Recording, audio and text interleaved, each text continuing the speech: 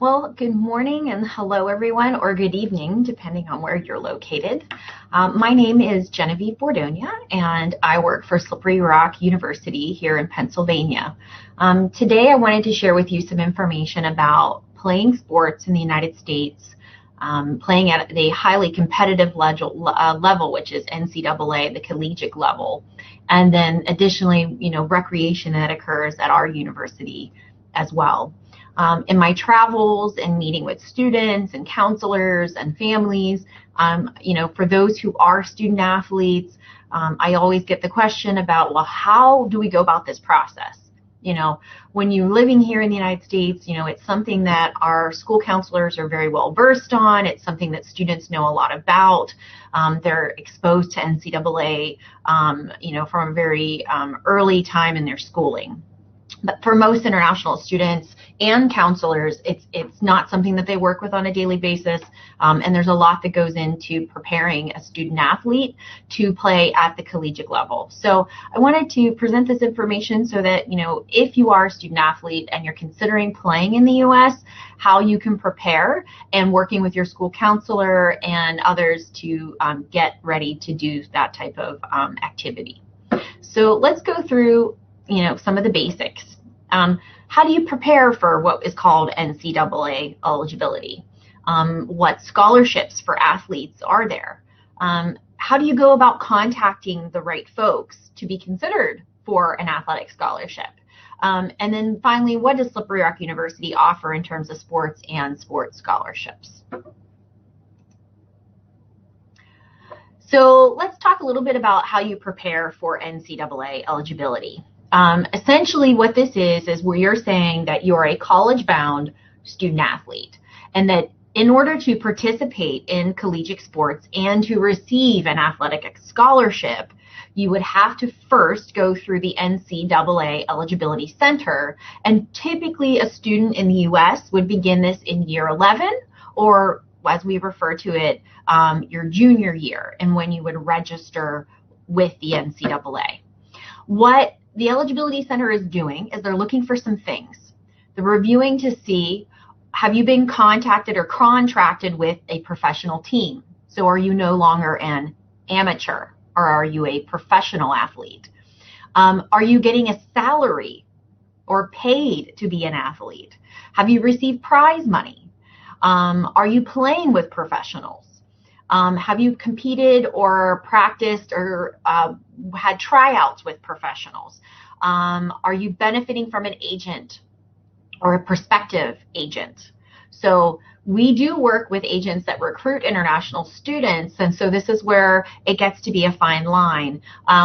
It's not saying that the NCAA doesn't accept students who have agents that represent them, but if you have a recruiting agent that's trying to push you more towards the professional, there are going to be some questions.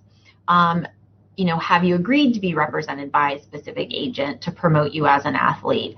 Any delay in full-time collegiate enrollment can result from competing in professional and organized sport competition. So these are some of the things that when you're going through the eligibility process, this is what the NCAA is looking at. So one of the first things I mentioned there was trying to decipher, are you a professional athlete? Which could eliminate your ability to play in NCAA sports. So when they're referring to this, they're referring specifically to the terminology, which is amateurism. Are you an amateur or are you a professional? So this is a college-bound student who participates in amateur sports through school or a club, as long as you're not receiving expenses in excess of travel, lodging, or an equipment for practice or competition. So you're not getting a benefit from playing in the sport other than playing in the sport. A prospect may receive some prize money based on a performance in an open competition, as long as that prize is awarded by the sponsor of the event and the amount of the prize does not exceed the student athlete's expenses expected to compete in that particular event. University representatives may not help with fundraising efforts for a student athlete's amateur club team, so we obviously cannot be involved in any way. And amateurism is sports specific. So if a student athlete participates in multiple sports, he or she will have to certify in each individual sport that you actually meet the definition of an amateur. Feel free, to click on any of the live links that are in the presentation. You can visit the NCAA website where they do define further amateurism. And I highly recommend, if you are a student athlete and you're just beginning the NCAA process or highly considering it, you definitely want to make sure you understand all those rules. And in there, they talked about being involved in organized competition. And so what they're meaning by this is a competition that was scheduled in advance, has an official score that was kept. There's an individual or team standings or statistics that are maintained as a result of that competition. There was an official timer, there were game officials, admissions may have been charged to attend the organized competition, teams are regularly formed, or there are team rosters. All of that is then predetermined before the actual organized competition occurs. Teams have uniforms, and an individual team is privately or commercially sponsored. So that's what they define as organized competition. Now, the eligibility requirements for you is that they're looking that you haven't enrolled in collegiate institution full-time student after your grace period. So you have a certain amount of time before they start counting time against you as an athlete. So students may decide to wait a year. So sometimes students will take what they call a gap year from the time they graduate secondary school until the time they go to university. And during that time, if you participate in organized competition, it could work against the number of years of organized competition you have as NCAA eligible, which is typically only a 4-year period. So that grace period is the summer from finishing secondary school until the next academic year, or until the first opportunity you have to enroll full-time. Okay, so essentially over the summer, if you were to participate in any organized competition, it won't count against you unless you started or continued to participate in that organized competition going into when you first could have enrolled at university to participate in an NCAA sport. So secondary school graduation, okay, there's a very specific definition of what they mean is that date. That is the graduation date of your final day of classes. So that's when they start counting your grace period. So really what you want to do before going into the NCAA eligibility process is really know the basics.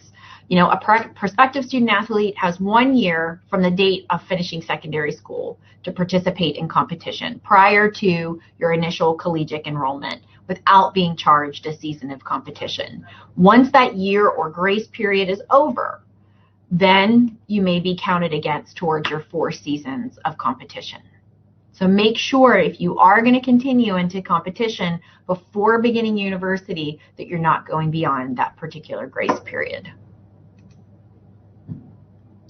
The other eligibility requirements have to do with your academics and how well you have done in school and on your examinations. So all of these documents would be sent directly to the NCAA.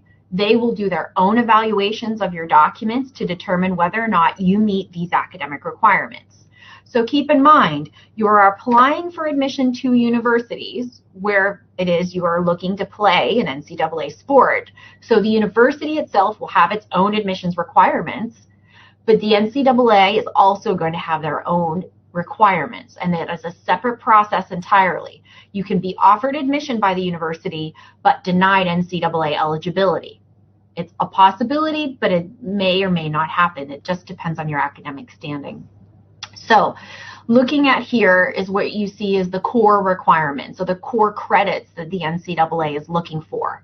They're looking to see that you've completed 3 credits of English, mathematics and algebra or higher, 2, and typically credits may equate to years of study as well.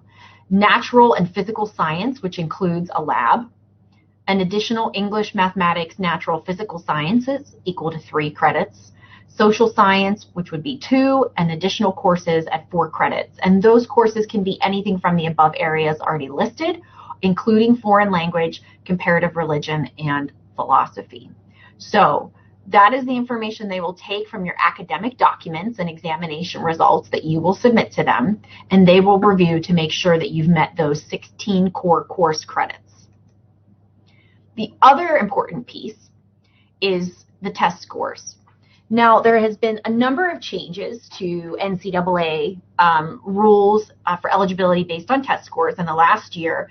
It is now on a sliding scale. So they're not looking for you to have a specific GPA, and then you must also meet that specific ACT or SAT score, but it will be sliding based upon where each of those lands. So, for example, if you have a low test score, this means you will need to have a higher GPA in order to meet the qualifications. Now, there's 2 different sets of qualifications. You may be considered full qualified, or you may end up meeting the standards for partially qualified. Both of those need to have the 16 core courses, but the GPA for the full, you must have at least a minimum of a 2.0 U.S. grade point average. And on the partial, you would have to have at least a 2.0 U.S. grade point average. Now, NCAA will do their own credential evaluation of your documents to determine your GPA. The university will also do their own credential evaluation, or the institution may say, we don't do evaluations. You will need to submit your academic documents to an external evaluation company like WES, and then WES will send that evaluation to the universities that you choose. You would then also need to have taken either the ACT or the SAT examinations, and then your scores would need to match those GPAs appropriately on that sliding scale. You must also have met the requirement of graduating from secondary school. Now, you can see the sliding scales if you click on the active link in this slide, but you also can visit the NCAA website where you'll find the scale as well. Now, when you're looking at the scale, you'll then be able to see, okay, here, if I have a 2.0, then my SAT has to be this, or my ACT has to be this. And they have it based on, whether you're looking at entering a Division I university or a Division II. Slippery Rock is considered Division II, so that's why I'm showing you the Division II sliding scale. So if your academics in school were really good and you have an excellent GPA, maybe you're not the best test taker, so your SAT or ACT could be a little bit lower.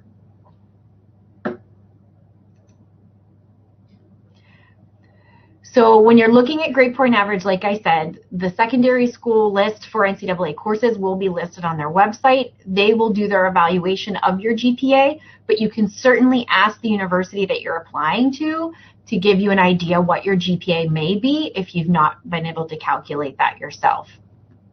They're only going to look for the courses that appear on your school's list for NCAA courses, and that's how they'll calculate that GPA. For, like I said, full qualification for a Division II, you must have a minimum of a 2.2 GPA. And remember, again, the NCAA is going to calculate this in order to determine your eligibility, regardless of what the university calculates or sees in a credential evaluation. Scholarships. I know scholarships are one of the biggest questions that students ask, particularly athletic scholarships. How can I get a scholarship to play soccer? How can I get a scholarship to play tennis or swimming or volleyball or golf or basketball, whatever the sport may be? There are simple ways to go about this process, and it doesn't need to be contacting an agent. You absolutely do not need a sports agent to negotiate your scholarship and the potential. What you must first do is obviously be NCAA eligible, and then you can contact coaches directly. Now, what the coaches have to offer in regards to scholarship are going to depend on several different factors. If it's a Division I school, how they fundraise for scholarships is entirely different than a Division II institution. Usually at Division I schools, scholarships they are fundraised much easily. The coach themselves does not necessarily have to fundraise it themselves. It really happens more organically because it is such a large institution, and because they are Division I. Division II institutions, the coach really has to do the hard work themselves to get that money, because we are in the lower division for competition. So for a Division II school, the availability and the amount of money they have to offer will vary, and part of that variance will depend on how much the team is already getting in scholarship, how many might be leaving the team, what also your abilities are, and what you have to bring to the team. So all of these come into factor to determine for a coach how much money they actually have to work with and to give. Now, who do you contact? Well, you could start with admissions counselors at the university if you're unsure where to go on the website or who to contact. Certainly, we can put you in contact with the right individuals and those coaches. So you want to start with the NCAA sports. Understand that the terminology is, this is called an intercollegiate sport. It is at the highest competitive level that you can play sport in the United States before you become a professional athlete. You're going to contact the coaching staff directly. It is not necessary, as I said before, to absolutely use a recruitment agent. You certainly can, but I highly recommend that the student and their family are the ones contacting the coach. It's very important to the coach that he's building that rapport and gets to know them. If they never get to know the actual student, they may be more inclined to give a scholarship or bring a different athlete to the team, depending on the ability of the student. Search the university's websites. You will be able to generally find email addresses for the coaches and phone numbers that way. Understand, if a coach is not necessarily actively searching for international talent, it doesn't mean that they're not interested. It just mean that they don't have the means at that particular time or the resources to do those types of extensive searches.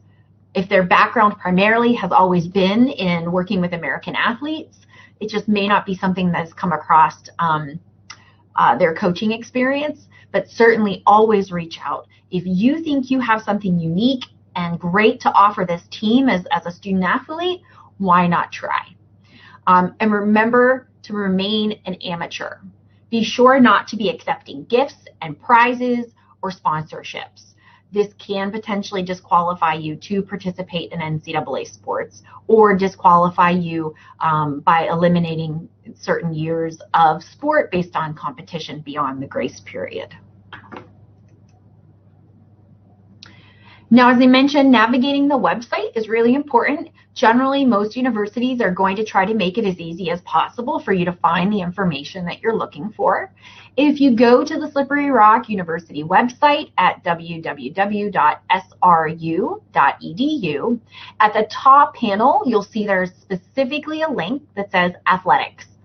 Once you click on the athletics page, you will actually see under each sport, when you go to sports, that you then can scroll down and see each of the different sports that we offer. And then by clicking on each of the individual sports, then you'll be able to see the coach's information and contact details, as well as assistant coaches and other highlights for that particular NCAA team at our institution. So at The Rock, we do have 17 teams, 7 are men and 10 are for women. We are in the most top competitive conference within the United States and the Northeast. Our coaches can offer full and partial scholarships. Again, remember, this will be dependent on availability and the student athlete's abilities. So not all of our teams have international student athletes on them, and not all of them receive full scholarships. Many would probably be receiving partial scholarships. So from our women's team, you can play basketball, you can be in cross country, field hockey, indoor track, outdoor track, lacrosse, soccer, or for most international students, you may call this football, softball, tennis, and volleyball. For men, you can come and play baseball, basketball, cross country, football, soccer, indoor track, and outdoor track. As I mentioned before, on the athletics website, you'll have the ability to also see some of the top headlines, what's going on with our students and our teams. So when you go to the website, you can also then get to the archives of, hey, what have some of these students done in the past? What have been some of their statistics and the records? How successful have these coaches been? And also, what's been the turnover in coaches? And that's an important question often to ask. So I always recommend, click on the active links. Feel free to move through our website and read a little bit more about some of the ROC highlights for athletics. I wanted to share a little bit with you about a player that was here with us for 4 years. Her name was Tess Keeley. She came to us from Australia. She played women's soccer, and she did receive a scholarship. Her major was in resort recreation and hospitality management, and she just graduated this past May. I thoroughly enjoyed working with Tess, and she was a wonderful student. She was excellent inside and outside the classroom. She was very impressive on the field, but incredibly impressive in that classroom by maintaining a 4.0. That's hard for a student athlete. It's a lot of work. You have your study tables, so there's specific tutorial times set aside for student athletes together.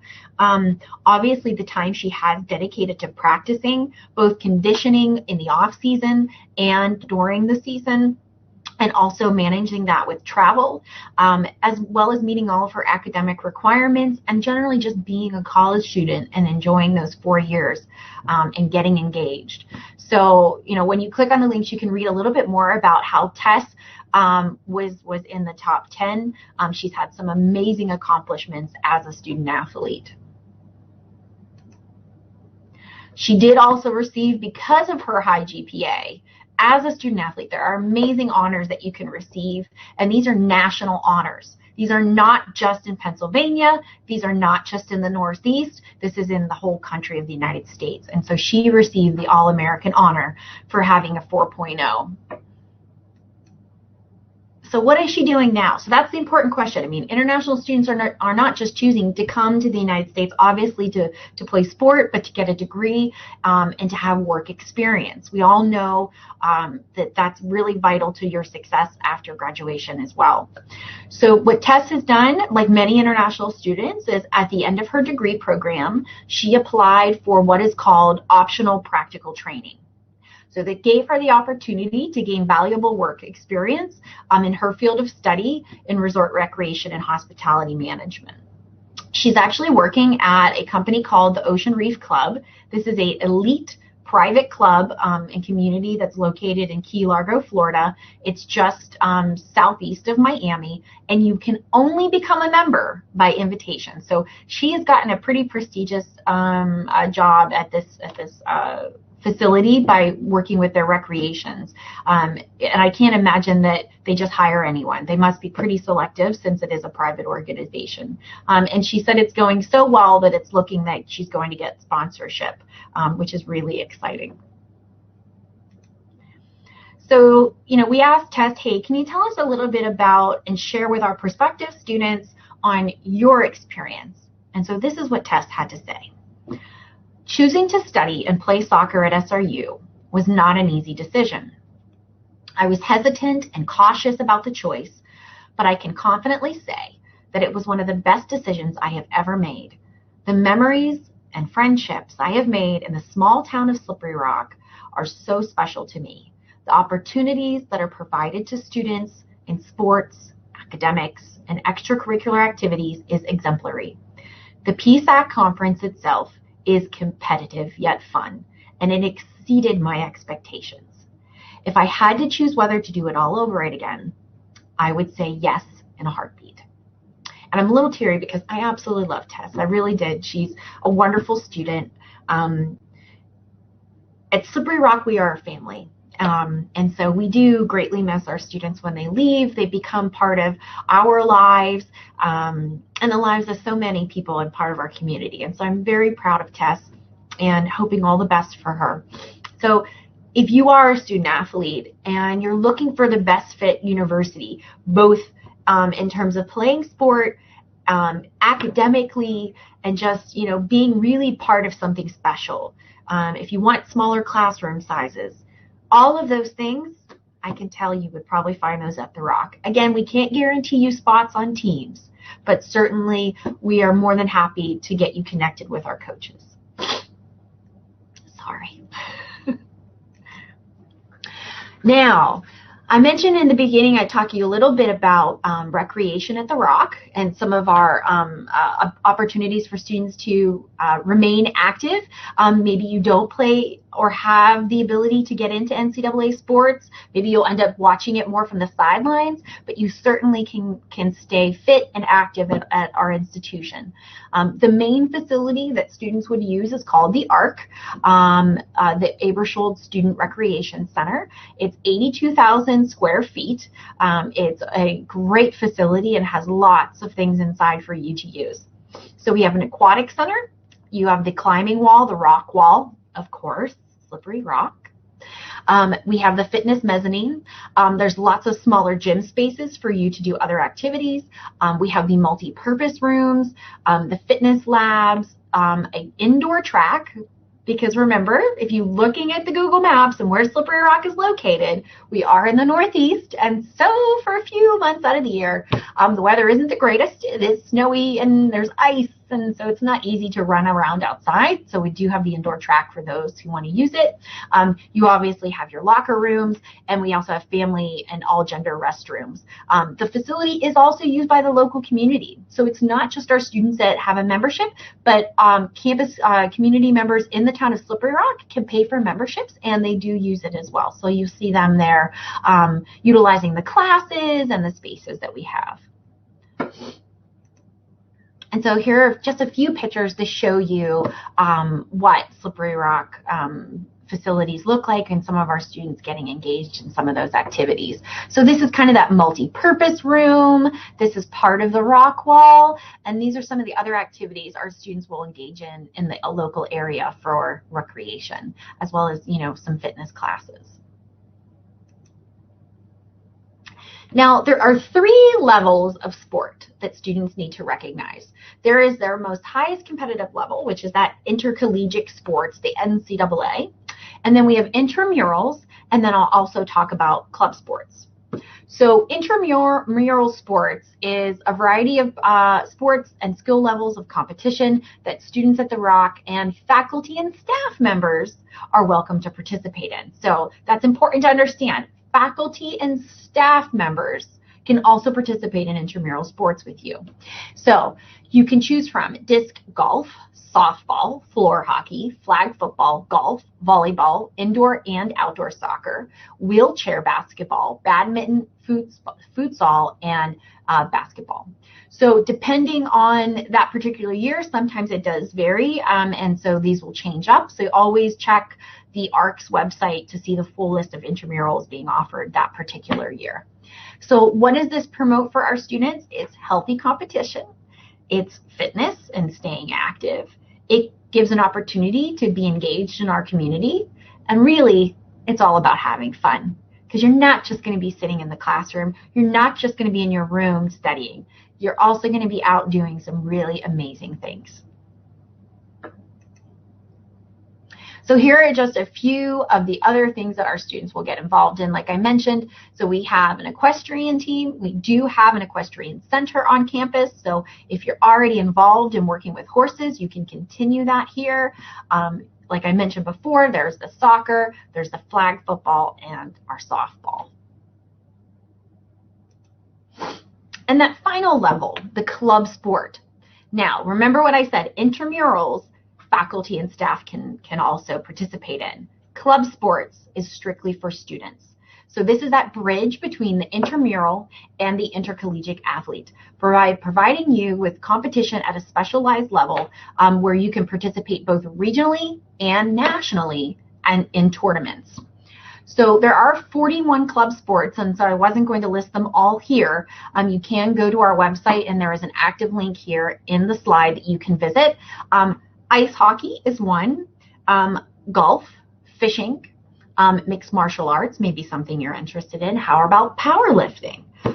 Again, the equestrian team, table tennis. I know we have a lot of international students that play table tennis. What about ultimate frisbee? So definitely when you're looking at universities and you're trying to find the best fit school, look at the different activities that you can be involved in. How many club sports? How many intramural sports? What are the NCAA sports? What are all the opportunities for me to be involved in activity that is physical?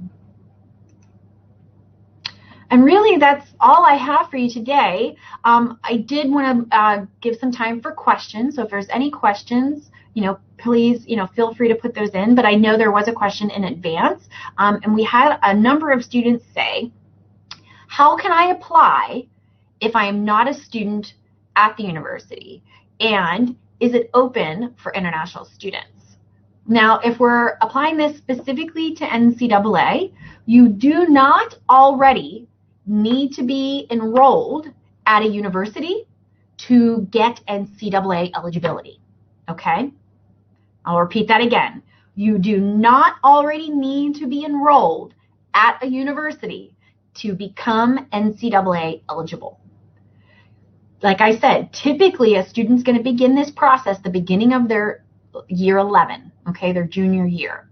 At that point, you have not gained admission to a university, and that's okay.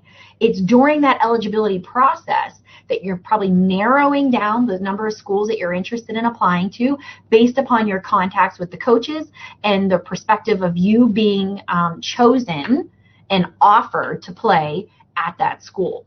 Okay, so yes, certainly you can get your NCAA eligibility before you get enrolled at a university and offered a spot. And yes, this is open to international students. So my last slide actually gives you some links directly to the NCAA website that specifically talks to the requirements for international students. There are many international student athletes in the United States, okay, in Division I and Division II, and there's even Division III and maybe a Division IV in NCAA. Don't quote me on that. So in all the different levels, international students can compete. You must just go first through the eligibility center before you can actually be offered a spot on a team. So I highly recommend, click on the links here. Check out the NCAA website. But again, when in doubt, contact the university representative like myself. Go to our international admission websites. Shoot out an email to us and say, hey, I'm lost. I'm a student athlete. I play this sport, and I'm considering coming to the U.S. I might be considering your school. I don't know for sure yet, but can you please at least point me in the right direction? And believe me, many of us would be more than happy to do that. It is a confusing process, just one, deciding on which universities and applying as an international student, but then to add that additional layer on for NCAA and being a student athlete, it just becomes very consuming and confusing. So definitely, please feel free. Email us anytime with your questions. We're here to help. Thank you so much for joining us this morning.